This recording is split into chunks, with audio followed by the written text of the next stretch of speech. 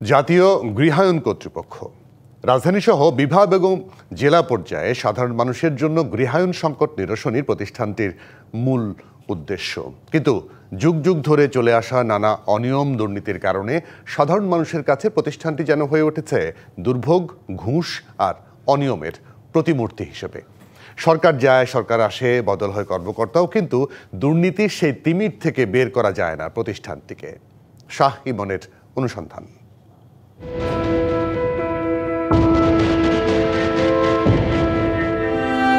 অভিযোগকারীর ভাষ্যমতে জাতীয় গৃহায়ন কর্তৃপক্ষের অধীনে লালমাটিয়া আবাসিক এলাকার এই বাড়িটির মূল মালিক আব্দুর রহমান, যিনি 1954 সাল থেকে ক্রয়সূত্রে মালিক।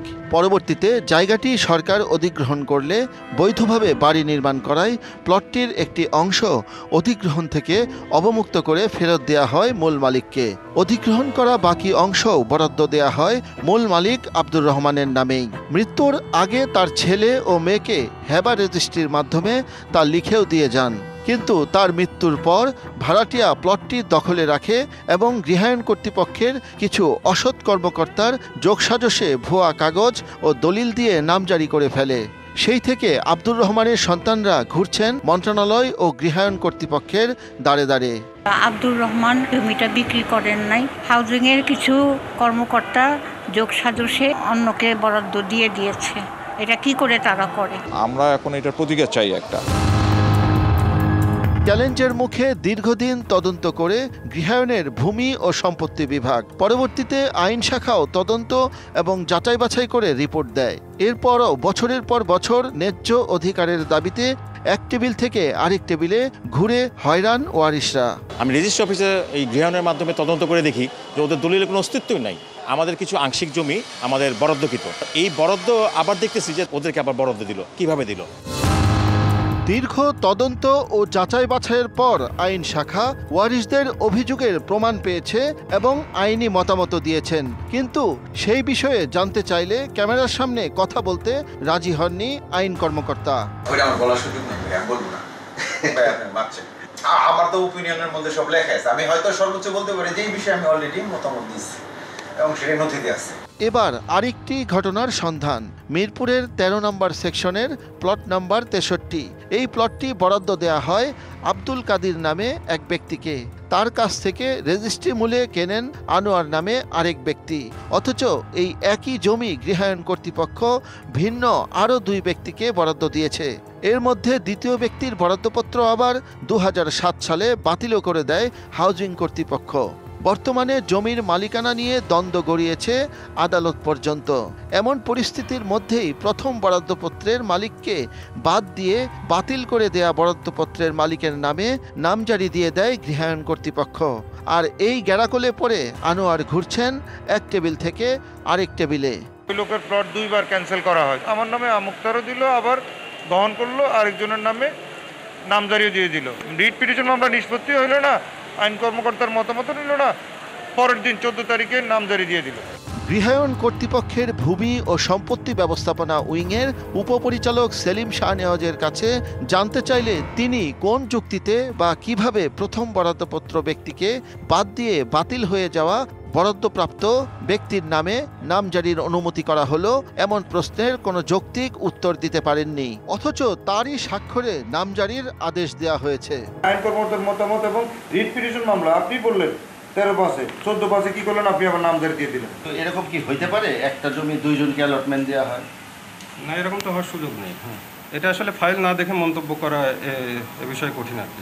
এভাবে এক জমি একাধিক ব্যক্তিকে বরাদ্দ দেয়া, বিবাদমান 2 পক্ষের মধ্যে সুবিধা নিয়ে অন্যায়ভাবে এক পক্ষের দিকে সিদ্ধান্ত দিয়ে দেয়া, অনিয়মের মাধ্যমে একজনের জমি আরেকজনের পক্ষে কাগজ করে দেয়া, নামজারি, বিক্রয় অনুমতি, নির্মাণ অনুমতি সহ নানা সেবা নিতে আসা মানুষজনকে জিম্মি করে বাড়তি অর্থ আদায় ও ঘুষ ছাড়া সেবা না দেয়া, এগুলো যেন এখন নিয়মে পরিণত হয়েছে এই প্রতিষ্ঠানটির।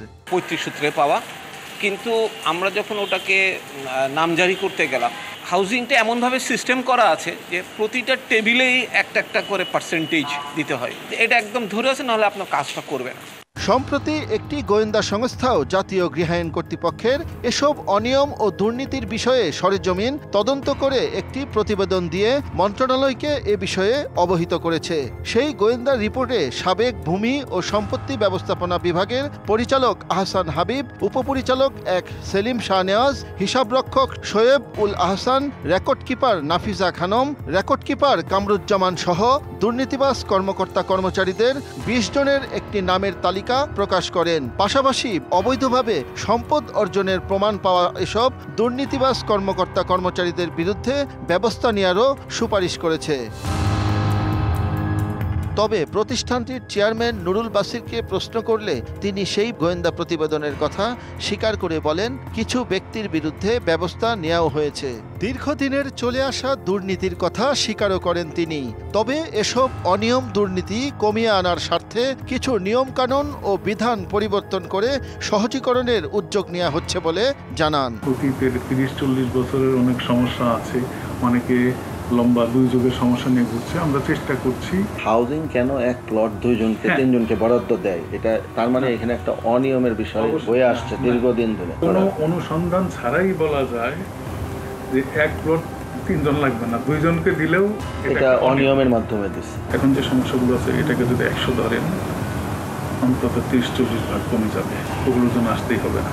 গৃহায়ণ কর্তৃপক্ষের এমন অনিয়ম, দুর্নীতি ও ওপেন ঘুষ বাণিজ্য স্থায়ী রূপ নেয়ার পরিপ্রেক্ষিতে ট্রান্সপারেন্সি ইন্টারন্যাশনাল বাংলাদেশের নির্বাহী পরিচালকের কাছে জানতে চাওয়া এসব দুর্নীতি ও ঘুষ প্রথা থেকে বের হয়ে আসার উপায় কি।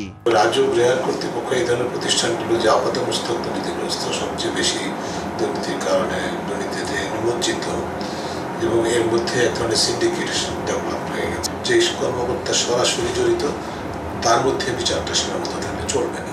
জবাবদিহিতার পাশাপাশি তিনি তাগিদ দিলেন সেবাদান প্রক্রিয়ায় আমূল পরিবর্তন করার। এই সেবা খাতটাকে ডিজিটাইজ করতে হবে, যার মাধ্যমে যে সেবা গ্রহীতার সাথে সেবা প্রদানকারীর যে প্রত্যক্ষ যোগাযোগ সেটা একেবারে প্রায় শূন্য পর্যায়ে নিয়ে আসা যায়। আবার অনেক বিশেষজ্ঞই মনে করেন সেবা প্রতিষ্ঠানগুলোর সিবিএ বা ইউনিয়নের ছত্রছায়ায় যে দুর্নীতি হয় সেটা রোধে ইউনিয়নগুলো যেন দাপ্তরিক কাজে হস্তক্ষেপ করতে না পারে সেটা নিশ্চিত করাটা জরুরি।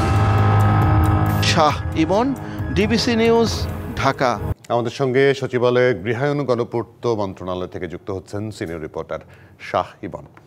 শাহ ইমন, আপনাকে স্বাগত। আপনার প্রতিবেদন দেখলাম, দীর্ঘ প্রতিবেদন। এর বাইরে গিয়ে যদি আমি প্রশ্ন করি, এই যে গৃহায়ণ কর্তৃপক্ষের চেয়ারম্যান তিনি বললেন যে এখন যে নিয়ম করা হচ্ছে তাতে ৩০-৪০% দুর্নীতি কমিয়ে আনা যাবে। তার মানে হচ্ছে দুর্নীতি বন্ধ করা যাবে না, কমিয়ে আনা যাবে। এই জন্য তো এরকম গণ অভ্যুত্থান হয়নি বাংলাদেশে। দুর্নীতির বিরুদ্ধে তেমন কোনো উদ্যোগ কি আপনি দেখতে পারেন?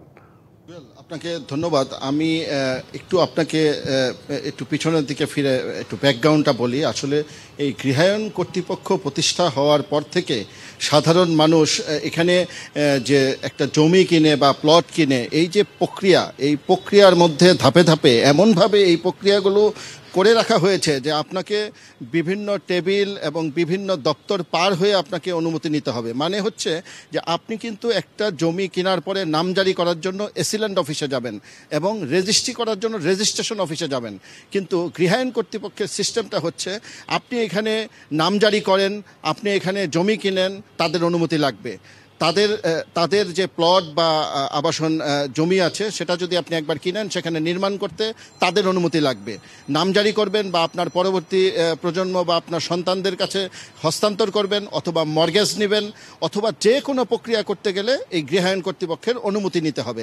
আবার অনুমতি নেওয়ার প্রক্রিয়াটা কি? অনুমতি নেওয়ার প্রক্রিয়া হচ্ছে যে অনুমতি নিতে গেলে আপনাকে অন্তত 7 থেকে 8টা টেবিলে এই ফাইলটি ঘুরবে, আবার প্রতিবেদন দিবে, আবার আপনার কাগজ ঠিক আছে কিনা সেগুলো যাচাই করবে।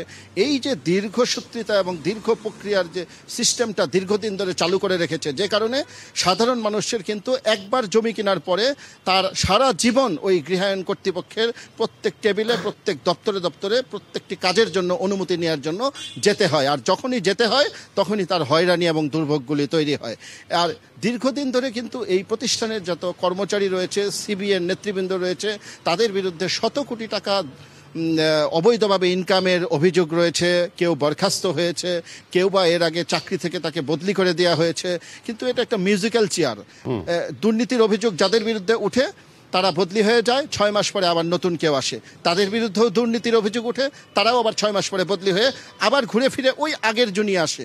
তো দেখা যাচ্ছে যে এই যে মিউজিক্যাল চেয়ার, দুর্নীতি সাধারণ মানুষের এই কাজের যে ধরন, সেই কারণে সাধারণ মানুষের এ থেকে নিস্তার নেই।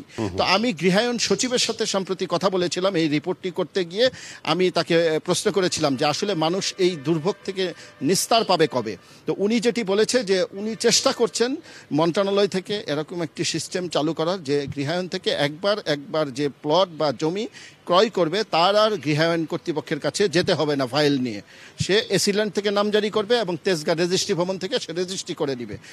আর বাকি যে প্রক্রিয়াগুলি রয়েছে এই প্রক্রিয়াই থাকবে না, এবং এগুলো ডিজিটালাইজেশন করার জন্য একটা বড় প্রজেক্ট বা উদ্যোগ নেওয়ার চিন্তা ভাবনা তারা করছে। কিন্তু এটা কবে বাস্তবায়ন হবে বা এটা আদৌ বাস্তবায়ন হবে কিনা এর কোনো সদুত্তর আসলে সচিব মহোদয় দিতে পারেনি। জি সাইমন, অনেক ধন্যবাদ, অনেক কৃতজ্ঞতা আপনাকে আমাদেরকে সময় দেওয়ার জন্য। আমরা চাই এরকম দুর্নীতিগুলো আস্তে আস্তে দুর্নীতিমুক্ত হোক, অন্তত বাংলাদেশ দুর্নীতিমুক্ত হবে। একটা প্রতিষ্ঠানের একটা বা দুটো কেস নিয়ে আপনি প্রতিবেদন করলেন, কিন্তু এই ঘটনা তো অনেক, লক্ষ লক্ষ। সেই জায়গাটায় আসলে যদি শক্ত করে হাত দেওয়া না হয়, আপনি যেটা বললেন না কবে হবে, কবে ডিজিটাইজেশন হবে, কবে দুর্নীতি, জি শেষ করবেন, হ্যাঁ বলুন।